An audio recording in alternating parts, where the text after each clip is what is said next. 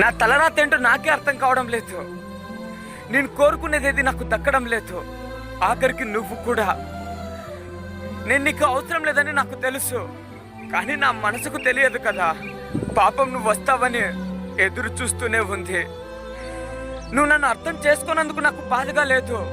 నాతో మాట్లాడకుండా, నాకు మెసేజ్ చేయకుండా నన్ను అవాయిడ్ చేస్తున్నావు చూడు, అందుకు చాలా బాధగా ఉంది.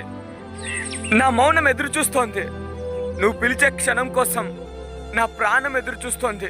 నిన్ను కలిసే క్షణం కోసం.